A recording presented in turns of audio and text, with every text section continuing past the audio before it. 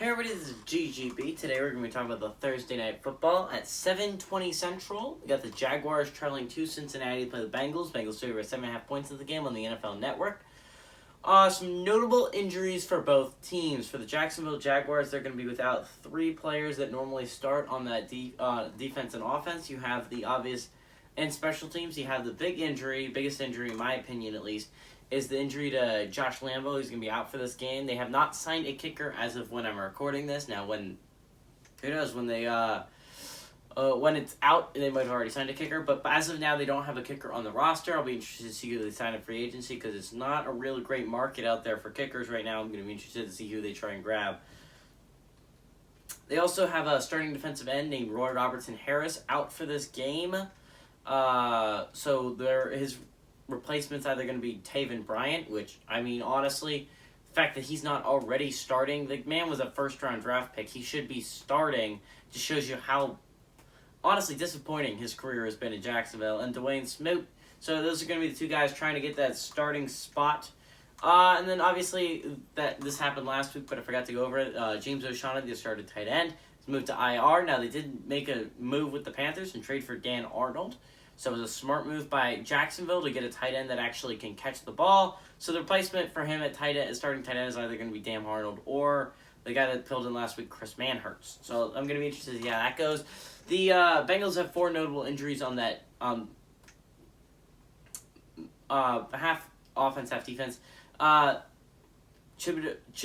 Awuzie, who's one of their starting corners, has been marked as doubtful today. When I'm recording, this is Wednesday. So the Republicans are going to be Mike Hilton, which I wouldn't honestly feel bad about that if I was a Cincinnati player. Mike Hilton's a very solid player that you signed in free agency. Very good, very solid player, capable player who's very good in Pittsburgh. And you got Eli Apple. Honestly, would not want him starting ever as a Saints fan. You do not want him on the football field in a starting capacity. Is he a good depth player? Maybe. But a starting corner in the NFL, he is not.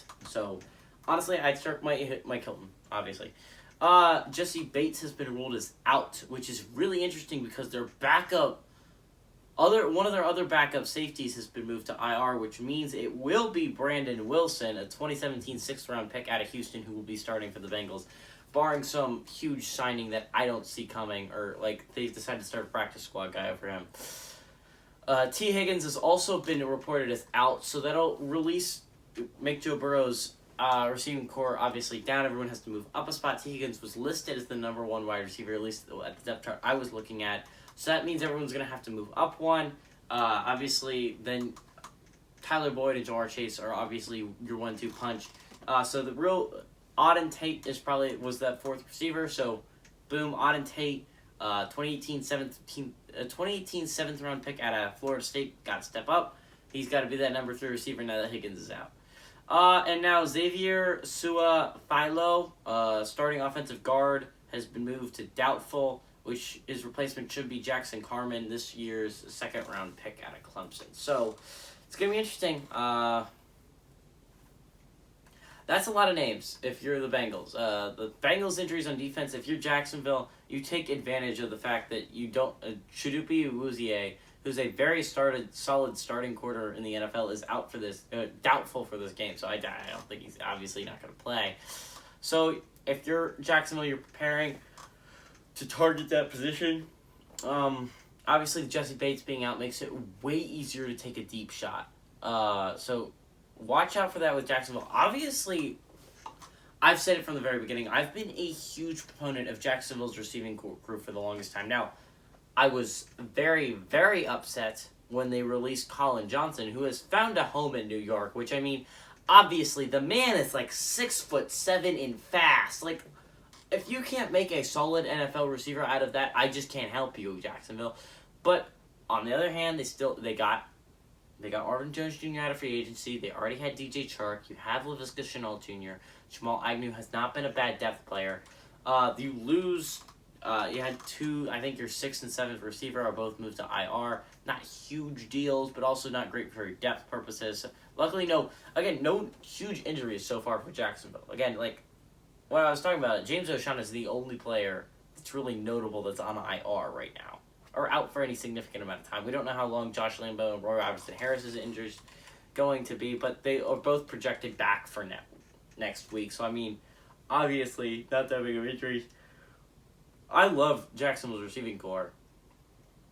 I love their running back room. You have two very good running backs. At least my opinion, James Robinson is one of the best running backs in the league right now. And then you have Carlos Hyde behind him, who's a very capable running back in his own right. Tight end is a position I've worried about, and since James O'Shaughnessy got hurt. But honestly, I think Dan Arnold might be an upgrade. He was very good in Carolina. The defense is something I'm worried about. Obviously, the loss of Roy Robertson Harrison does not help that for me at all. But, you know, Jacksonville doesn't suck. Andrew Wingard is a player I've been very pleasantly surprised with this year. Tyson Campbell as well. Bengals are an interesting football team. I'm going to talk about Cincinnati for a little bit because Cincinnati's right now 2-1 and is tied, I believe, for first place in the division and three-way tie with the Browns and the Ravens. So, I mean, this is an interesting football team. Obviously, they could be 3-0 right now if Joe Burrow didn't have the worst game of his life against Chicago. You have Joe Burrow at quarterback, who's a playmaking quarterback. You have an amazing running back in Joe Mixon. You have some awesome receivers, and I understand you're out T. Higgins for this game, but Jamar Chase and Tyler Boyd are both really phenomenal receivers. Tight end is a position I've just never loved in Cincinnati. It's been a while since I've been in love with another tight end. C.J. Uzomah is good, I guess. It's not great. I don't love any of Cincy's tight ends. The offensive line is a position of weakness, at least in my eyes. But they didn't let up any stats against Pittsburgh, and I understand that's a Pittsburgh team without T.J. Watt, and Stephon Tuitt, I believe, was out for that game as well. But regardless, that is still a Pittsburgh front that gets after the quarterbacks, holding them to no sacks. And any defensive front in the NFL can get after a QB, and the fact that you can hold them with 0 sacks is pretty amazing. See, the thing is, Jacksonville looked like it was very close to a win last week against Arizona. They honestly should have won it. And honestly, I think my dad's going to pick this game. And please don't. Absolutely, please do not pick this game because Jacksonville was that close to a win last week against Arizona, right? When teams are that close to wins and they're on that long of a losing streak like Jacksonville is, when you're this close, that means the next week that carries over. Because you can taste it. You are right there. You can taste a win. And the fact is, Jacksonville's on such a long losing streak right now, they can taste a win. And they're getting bloodthirsty. And I'm a little bit worried if you're a Cincinnati fan. Because this is one of those games where the underdog always comes in. Normally, underdogs play well on Thursday night. That's just a rule to go by. It's what happens a lot on Thursday night. And the fact is, Jacksonville is a serious underdog here.